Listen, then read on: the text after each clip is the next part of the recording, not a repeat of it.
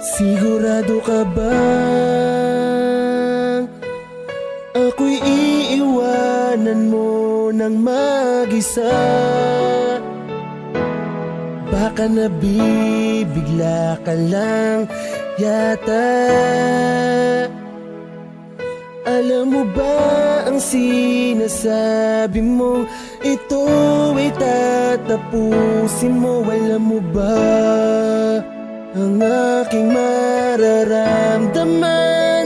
Bakit ka naman ganyan?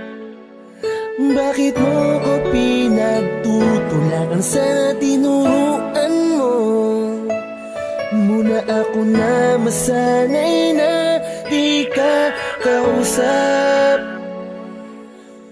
Gustuin ko man pero alam kong hindi na maibabalik yung dating ikaw na puro lang paglalambing. Sayang lang mga masasayang alaala natin.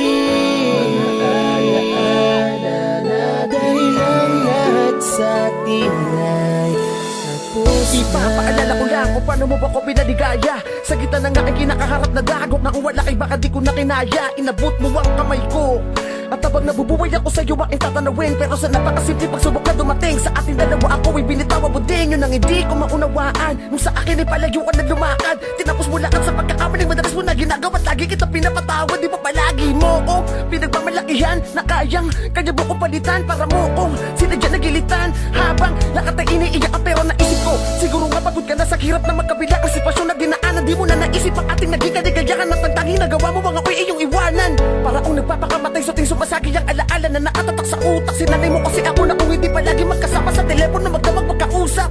Gaba ko na nagsasawa ka na sa dahilang madalas ka nang naaasiwa. Pero masakit ka man magsalita, ni minsan di ko nagawang mga liwa. Sana masaya ka na ngayon, di na uwaasa na ako ay muli mong mamahalin. Ang marka na iniwanan mo dito sa aking puso, pagkaaralan ko ng tanggalin. Hindi na maibabalik yung dating ikaw na puro lang paglalambing.